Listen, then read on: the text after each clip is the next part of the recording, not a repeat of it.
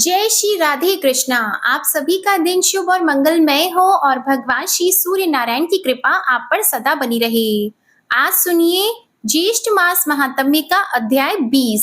आज के अध्याय में आप जानेंगे सूर्य प्रतिमा की निर्माण विधि, भगवान सूर्य की प्रतिमा के अधिवासन और प्रतिष्ठा का विधान तथा फल का वर्णन। नारद जी ने कहा, यदु शार्दुल, मैं सभी देवों की प्रतिमा का लक्षण विशेष रूप से आदित्य की प्रतिमा का लक्षण कहता हूँ। 1 हाथ, 2 हाथ, 3 हाथ अथवा 3.5 हाथ लंबी या देवालय के द्वार के प्रमाण के अनुसार भगवान की सूर्य की प्रतिमा का निर्माण कराना चाहिए। 1 हाथ की प्रतिमा सौम्य होती है, 2 हाथ की धन धान्य देती है, 3 हाथ की प्रतिमा से सभी कार्य सिद्ध होते हैं, 3.5 हाथ की लंबी प्रतिमा की स्थापना से राष्ट्र में सुभिक्ष, कल्याण और आरोग्य की प्राप्ति होती है। प्रतिमा के अग्रभाग, मध्य भाग और मूल भाग में सौम्य होने पर उसको गांधर्वी प्रतिमा कहते हैं। वह धन धान्य प्रदान करती है। देवालय के द्वार का जितना विस्तार हो उसके 8वें अंश के समान प्रतिमा बनवानी चाहिए। भगवान सूर्य की प्रतिमा विशाल नेत्र, कमल के समान मुख, रक्त वर्ण के बिंब के समान सुंदर होठ, रत्न जटित मुकुट से अलंकृत मस्तक, मणि कुंडल, कटक, अंगद, हार आदि अलंकारों से सुशोभित, अभ्यंग धारण किए हुए, हाथों में प्रफुल्लित कमल और सुवर्ण की माला लिए हुए अतिशय सुंदर, सभी शुभ लक्षणों से समन्वित बनवानी चाहिए। इस प्रकार की प्रतिमा प्रजा का कल्याण करने वाली, आरोग्य प्रदायक तथा अभय प्रदान करने वाली होती है। हीन या कम अंग वाली प्रतिमा अनिष्टकारक होती है, इसलिए प्रतिमा सीधी और सुडौल बनवानी चाहिए। ब्रह्मा जी की मूर्ति हाथ में कमंडलू धारण किए, कमल आसन पर विराजमान तथा 4 मुखों से संयुक्त बनवानी चाहिए। कार्तिकेय की प्रतिमा कुमार स्वरूप, हाथ में शक्ति लिए अति सुंदर बनवानी चाहिए। इनकी ध्वजा मयूर मंडित होनी चाहिए। इंद्र की प्रतिमा 4 दांतों से युक्त, सफेद दांतों वाले ऐरावत गज पर आरूढ़ तथा हाथ में वज्र धारण किए हुए बनवानी चाहिए। इस प्रकार देवों की प्रतिमा शुभ लक्षणों से युक्त और सुंदर बनवानी चाहिए। नारद जी बोले, सांब, भगवान सूर्य की इस प्रकार की प्रतिमा बनवाकर ईशान कोण में 4 तोरण, पल्लव, पुष्पमाला, पताका आदि से विभूषित करके फिर अधिवासन के लिए मंडप का निर्माण करवाना चाहिए। काष्ठ की मूर्ति श्री, विजय, बल, यश, आयु और धन प्रदान करती है। मिट्टी की प्रतिमा प्रजा का कल्याण करती है। मणिमयी प्रतिमा कल्याण और सुभिक्ष प्रदान करती है। सुवर्ण की प्रतिमा पुष्टि, चांदी की मूर्ति कीर्ति, ताम्र की मूर्ति प्रजा वृद्धि तथा पाषाण की प्रतिमा विपुल भूमि लाभ कराती है। लोहे, शीशे एवं रांगे की मूर्तियां अनिष्ट करने वाली होती है, इसलिए इन धातुओं की प्रतिमा नहीं बनवानी चाहिए। सांब ने पूछा, नारद जी, भगवान सूर्य सर्व देवमय कहे गए हैं, यह उनका सर्व देवमयत्व कैसा है, उसे कृपा कर बताएं। तब नारद जी ने कहा, सांब, तुमने बड़ी अच्छी बात पूछी है। अब मैं यह सब बता रहा हूँ, इसे ध्यान पूर्वक सुनो। भगवान सूर्य सर्व देवमय हैं। उनके नेत्रों में बुध और सोम, ललाट पर भगवान शंकर, सिर में ब्रह्मा, कपाल में बृहस्पति, कंठ में एकादश रुद्र, दांतों में नक्षत्र और ग्रहों का निवास है। ओष्ठों में धर्म और अधर्म, जिह्वा में सर्वशास्त्रमयी महादेवी सरस्वती स्थित हैं। कर्णों में दिशाएं और विदिशाएं, तालु देश में ब्रह्मा और इंद्र स्थित हैं।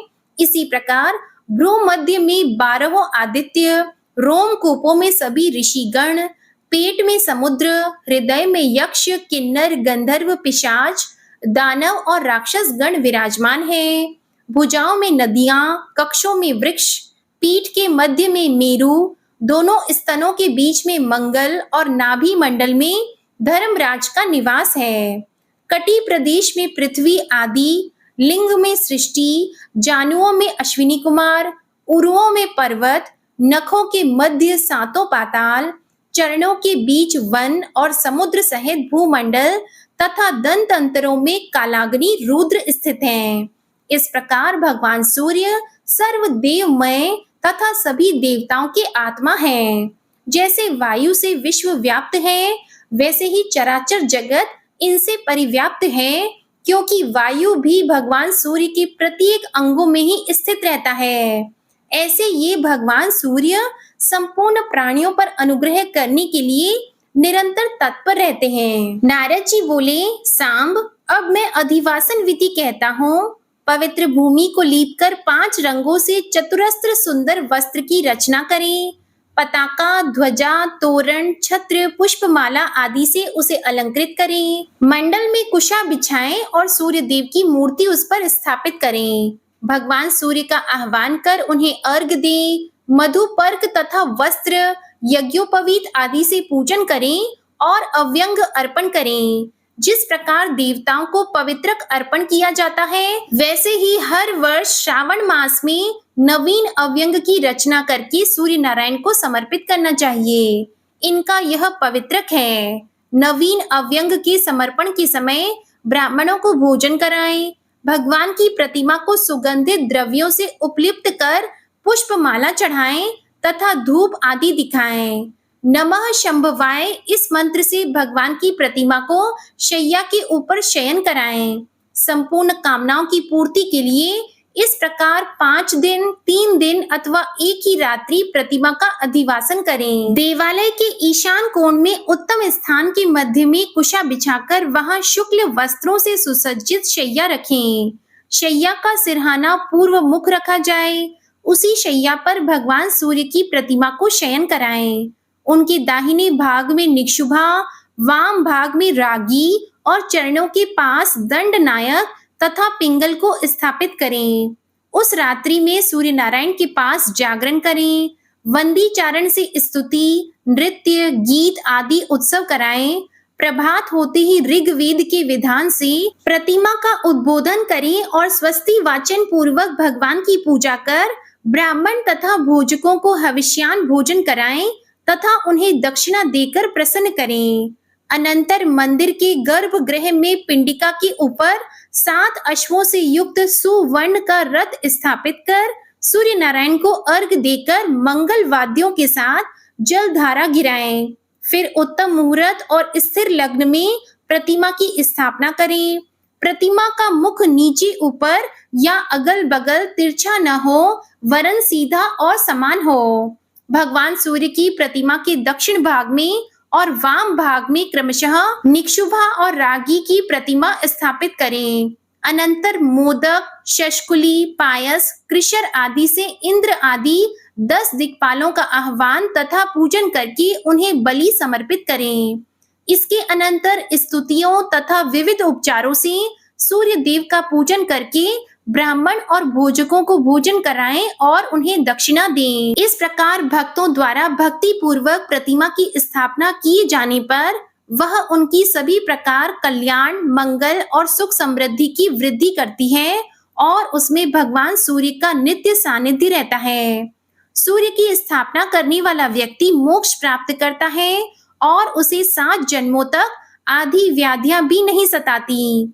3 दिनों तक प्रतिष्ठा के उत्सवों में सम्मिलित रहने वाला व्यक्ति सूर्य लोक को जाता है। सूर्य नारायण की प्रतिमा की स्थापना करने से 10 अश्वमेध तथा 100 वाजपेयी यज्ञों का फल भी प्राप्त होता है। मंदिर की ईंट जब तक चूर्ण नहीं हो जाती, तब तक मंदिर बनवाने वाला पुरुष स्वर्ग सुख भोगता है। सूर्य मंदिर के जीर्णोद्धार करने का पुण्य इससे भी अधिक है।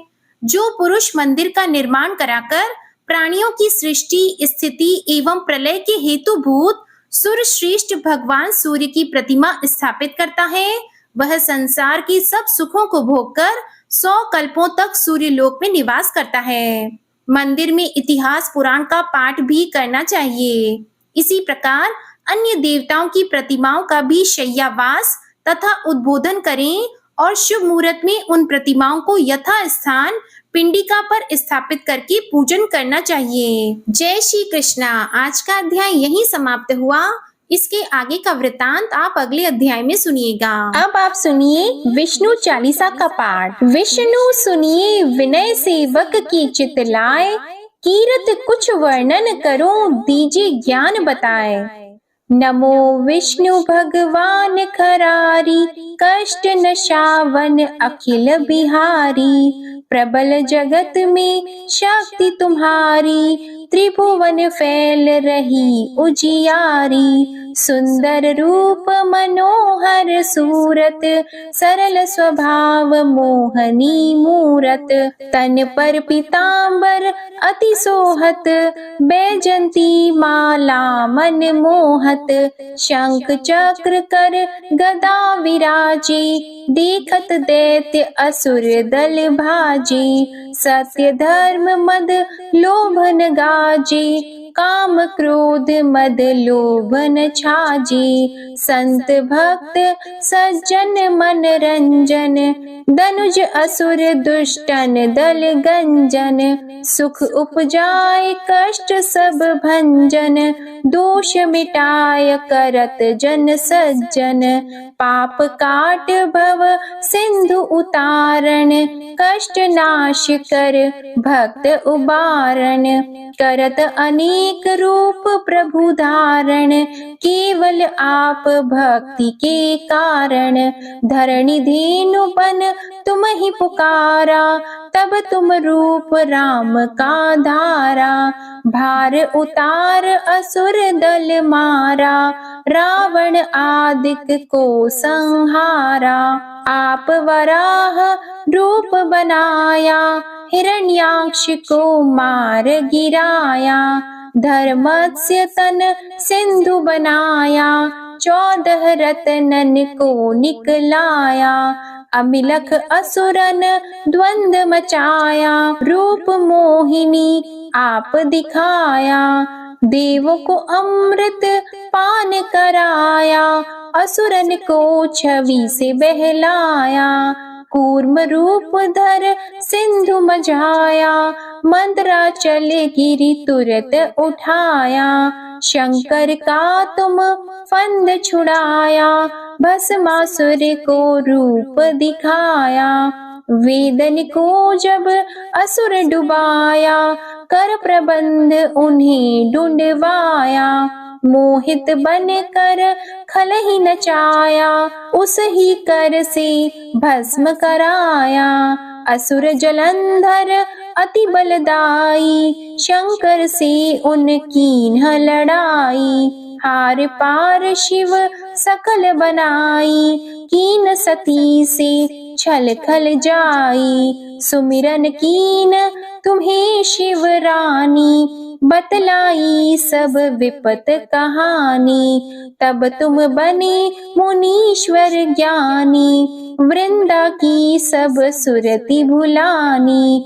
देख तीन धनुज शैतानी, वृंदा आए तुम्हें लपटानी। हो स्पर्श धर्म क्षति मानी, हना असुर उर शिव शैतानी। तुमने ध्रुव प्रहलाद उबारे, हिरणाकुश आदिक खल मारे।